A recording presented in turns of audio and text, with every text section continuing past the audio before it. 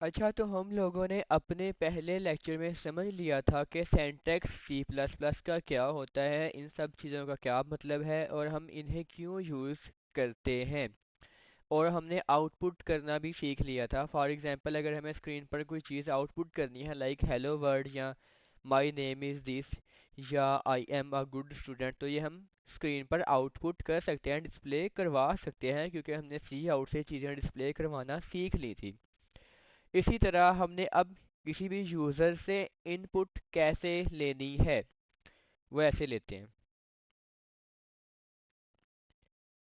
ऐसे लेते हैं अब किसी भी यूज़र से इनपुट।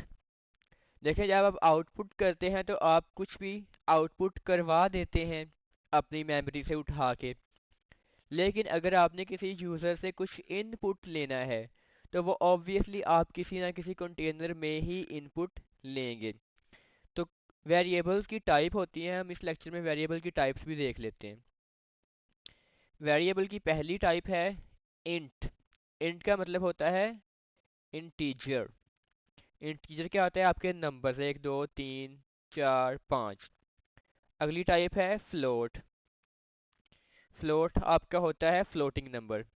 फ्लोटिंग नंबर जैसे कि 1.1, 2.5, 6 और या फिर कह लें 0.9।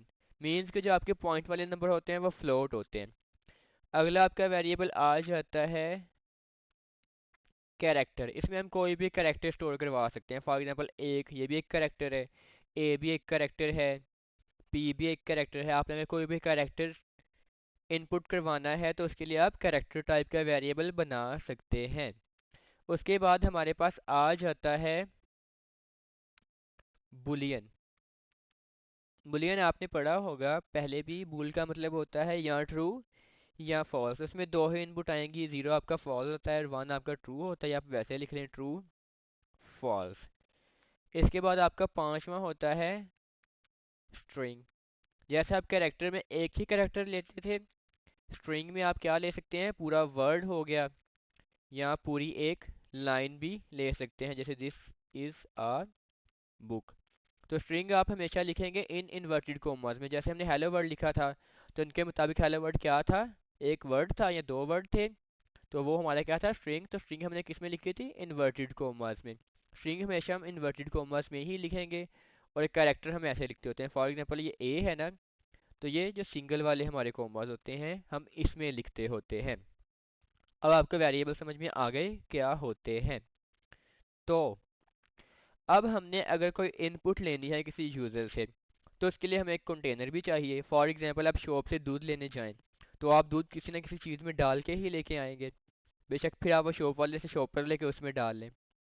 तो इसी तरह अगर हमने कोई इनपुट लेनी है तो उसके लिए हमें कोई ना कोई वेरिएबल चाहिए।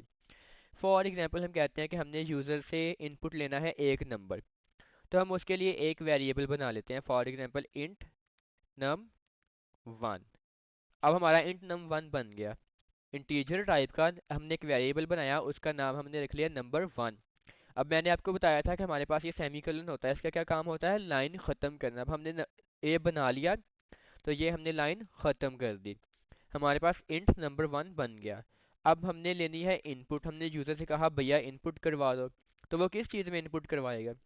तो हमने सी इन को बोला जो वो इनपुट दे वो तुमने इस num1 में रख लेनी है। अब वो क्या करेगा? उसके पास जो num1 है उसमें वो वाली इनपुट करवा लेगा। अब देखें, हमने इनपुट में इनपुट के लिए एक नंबर बनाया, वेरिएबल बनाया नंबर के लिए, वो हमने सी इन को दे दिया। सी इन ने यूजर से इनपुट लेनी है, लेके इसमें रख लेनी है। अब हम कहते हैं कि चले हम उस अपने num1 को प्रिंट भी करवा के देख लें कि यूजर ने कौन सी इनपुट दी है हमें। तो अब देखें, पहले हमने जब सी आउट लिखा था हेलो वर्ल्ड के लिए, वो हमने कैसे लिखा था? सी आउट हेलो वर्ल्ड, ऐसे लिखा था ना हमने। लेकिन अब हमने जो num1 है वो इन्वर्टेड कोमास में नहीं लिखा। क्यों नहीं लिखा? क्योंकि अगर हम num1 ऐसे इन्वर्टेड कोमास में लिख देते ऐसे, तो उससे क्या होता? जैसे हमारा hello world as it is print हो गया था, वैसे ही num1 भी एज इट इज प्रिंट हो जाता। बट हमें क्या चाहिए? कि यूज़र ने कौन सी वैल्यू इनपुट की है जो नंबर वन में चली गई है, हमें वो चाहिए। जब हम उस वेरिएबल का नाम सी आउट करेंगे तो उसमें जो वैल्यू पड़ी होगी वो हमें आउटपुट दे देगा। देखिए अब हम इसको कंपाइल करते हैं जैसे पहले किया था। अब हमने इसको रन किया, इसमें कोई एरर नहीं है हमारे कोड में, हमारा कोड रन हो गया। अब ये खाली आ रहा है, ये खाली क्यों आ रहा है? क्योंकि हमने इसको क्या कहा है, इनपुट लेनी है। तो ये हमसे इनपुट मांग रहा है। फॉर एग्जाम्पल हमने इसमें 67 इनपुट कर दिया, तो उसने हमें क्या दिखा दिया कि हाँ भैया, हमने क्योंकि उस num1 को आउटपुट भी किया था तो 61 आउटपुट आ गई।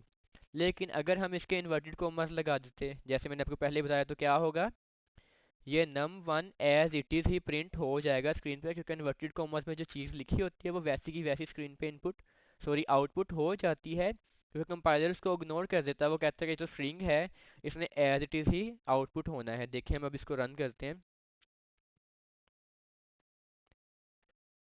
ये हमारा कोड है सारा, मैं आपको दिखा देता हूँ एक बार।